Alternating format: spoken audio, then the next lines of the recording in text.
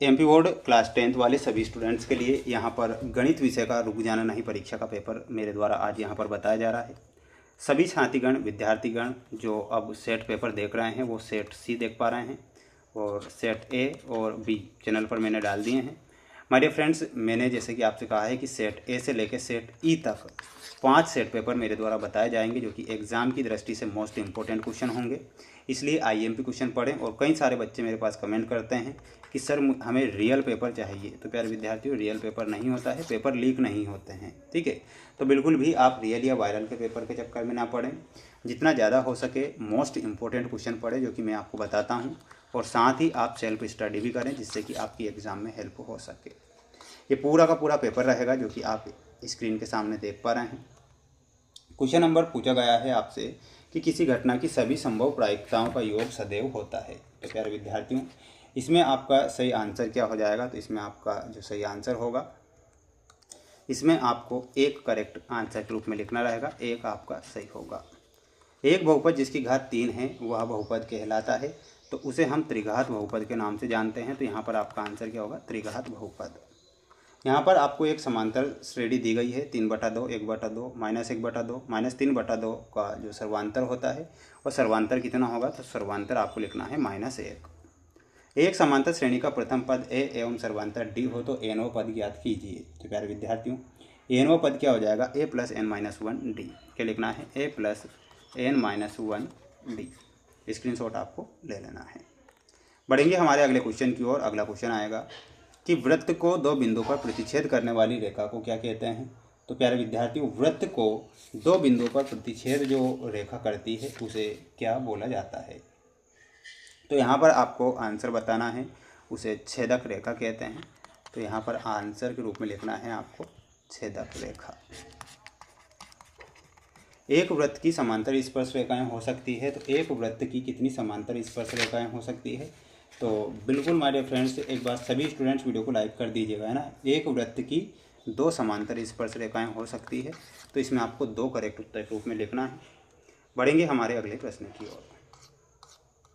अगला प्रश्न है जो कि आपको यहाँ पर सत्य सत्य दिया गया है, जो कि आप यहाँ पर देख सकते हैं। प्रत्येक पूर्णांक प्राकृतिक संख्या होती है, प्रश्न आपसे पूछा गया है। तो प्यारे विद्यार्थियों, प्रत्येक पूर्णांक प्राकृतिक संख्या होती है, ये आपका सत्य हो जाएगा। तो यहाँ पर सत्य लिखना है, ये सत्य होगा। वहीं अगला क्वेश्चन आएगा कि समकोण त्रिभुज में कर्ण सबसे बड़ी भुजा होती है। तो बिल्कुल ये आपका क्या हो जाएगा? देखिएगा, पहला सत्य होगा ना।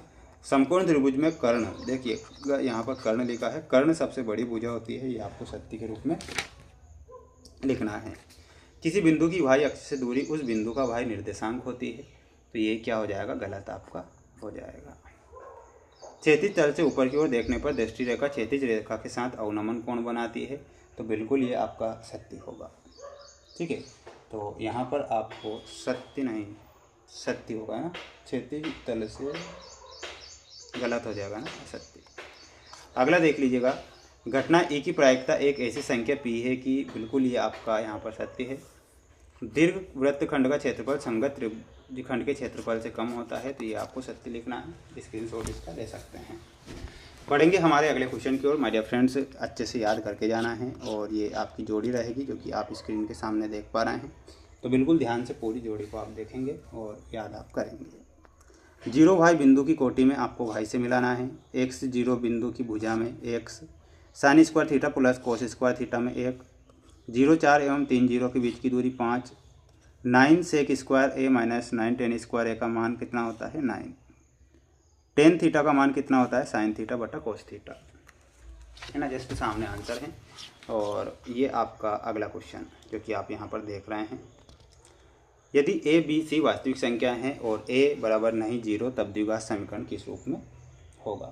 तो द्विघात समीकरण आपको याद होना चाहिए ax² plus bx plus c बराबर 0। समांतर श्रेणी का व्यापक रूप लिखिए। तो इसका व्यापक रूप क्या होता है? a ± d, फिर आपको लिखना है a ± 2d। इस प्रकार संख्या आगे चलेगी। सभी वृत्त होते हैं, सभी वृत्त समरूप होते हैं, इसमें आपको समरूप लिखना है। दृष्टि रेखा की परिभाषा क्या होती है? तो हमारी आँख से उस वृत्त को जिसे हम देख रहे हैं जोड़ने वाली रेखा दृष्टि रेखा कहलाती है। एक वृत्तीय क्षेत्र का वह भाग जो दो त्रिज्याओं और संगत चाप से घिरा होता है कहलाता है, तो वो त्रिज्यखंड कहलाता है। तो यहाँ पर लिखना है त्रिज्यखंड। एक असंभव घटना की प्रायिकता शून्य होती है, तो इसमें आपको शून्य लिखना है। इसके बाद बढ़ेंगे अगले क्वेश्चन की ओर। ये आपके विकल्प वाले क्वेश्चन हैं। 96 और 404 का हाईएस्ट कॉमन फैक्टर कितना होता है, तो इसमें आपको 4 करेक्ट उत्तर के रूप में लिखना रहेगा, जो कि 96 और 404 का HCF हो जाएगा। बढ़ेंगे हमारे अगले क्वेश्चन की ओर कि निम्नलिखित में से किस वर्ग समीकरण का जो मान है वो 2 है, तो इसमें लिखना है 2x² - 7x + 6 = 0। अगला क्वेश्चन रहेगा जैसे कि आप यहाँ पर देख रहे हैं, द्विघात समीकरण ax² + bx + c = 0 के मूल वास्तविक और बराबर होंगे यदि b² - 4ac = 0 हो तो। अगला है ap - 3 - 1/2 का जो 11वां पद होगा, 11वां पद क्या होगा, 22।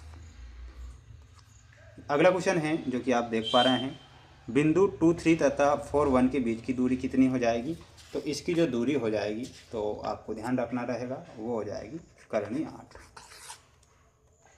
अगला देख लीजिएगा, एक वृत्त की कितनी स्पर्श रेखा हो सकती है, तो इसमें आपको अनंत लिखना है। स्क्रीनशॉट ले लेना है और ये बिल्कुल मोस्ट इंपॉर्टेंट क्वेश्चन है जो कि मैंने यहाँ पर आपको बता दिए हैं। सभी विद्यार्थी वीडियो को लाइक कर चैनल को सब्सक्राइब जरूर करके रखें। जो 4थे नंबर का सेट पेपर है बहुत जल्द आ रहा है। जय हिंद।